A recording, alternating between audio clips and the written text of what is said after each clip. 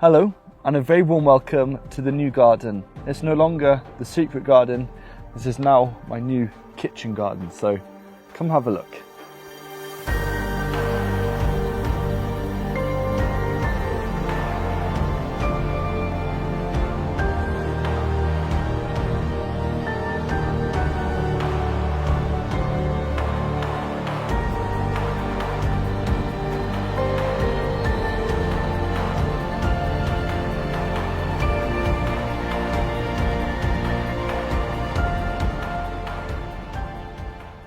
This year, this has been known as the secret garden to you, but to me, I've been calling it the self-sufficiency garden. It has already grown almost 7,000 portions of vegetables in the last 9 months.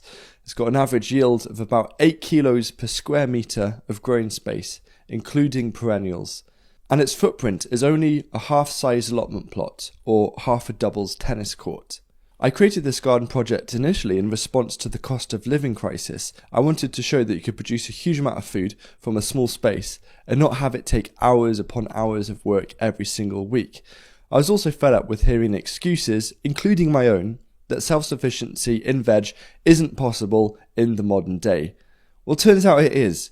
What I did at the start of the year was create a plan, and I've just been following that month by month.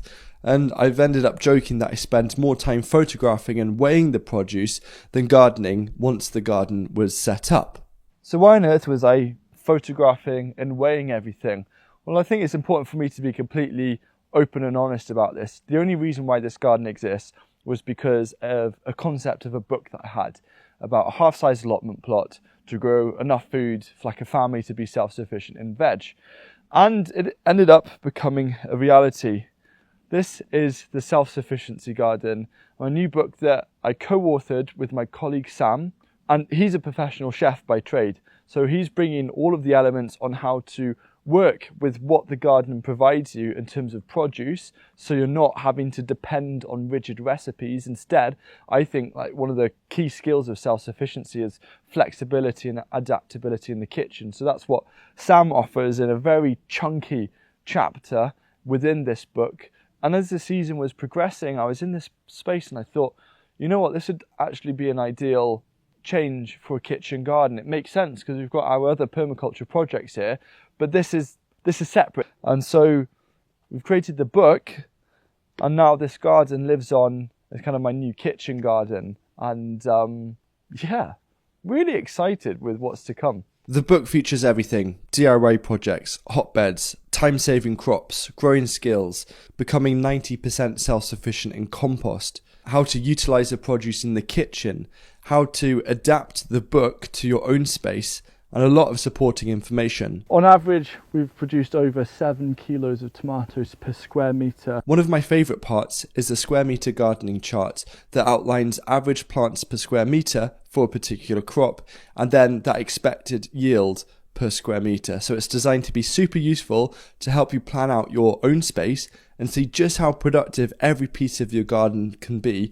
particularly if you do succession planting. We grew Oregon sugar pods, around 5 kilos of the Monge 2 just on the top edge of the bed, and then there's a bunch of beetroot and then fennel. Those have all been taken out. Now it's daikon radish that's gone in this way and Spanish black round winter radish that way. So again, another example of succession planting. Now I personally have opted for raised beds with sides. I kind of find it easier for photographs and showing the different areas. However, you don't need to do that. That is a big cost saver.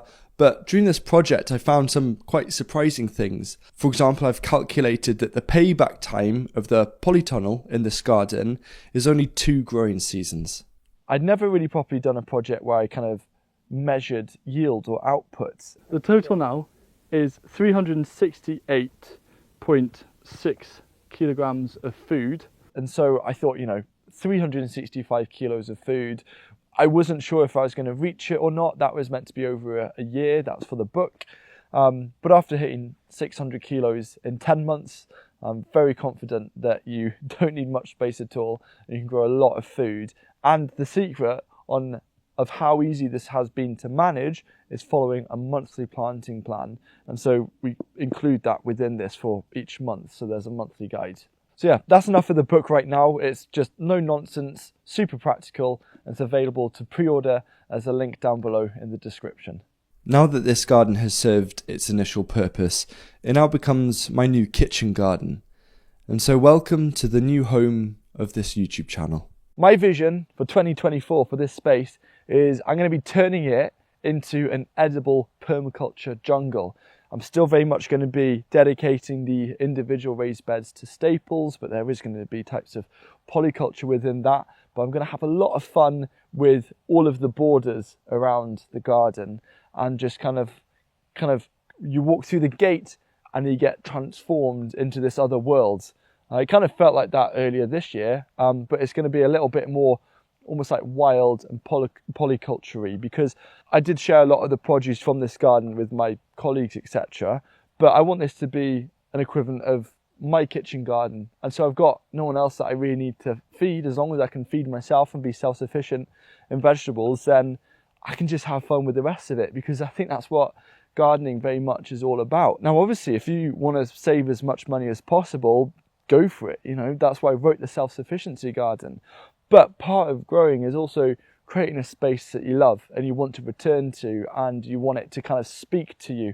And yeah, I am absolutely itching to go, because, you know, this is definitely a downscale in size, but my excitement for having that constriction of less space to work with is huge. I could be really lazy because of the size of the garden. I could just do a tour and point at, like, oh, look at the climbing beans and the hotbeds. There are hotbeds behind this mass jungle, and I literally don't really know how it's going to work out next year.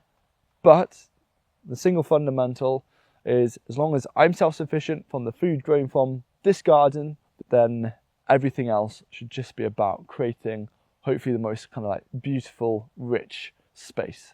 If you have a gardening friend or family member and you're kind of a bit stuck on what to get them for Christmas, what you can do is, it won't arrive for Christmas, but you can pre-order a copy of the book.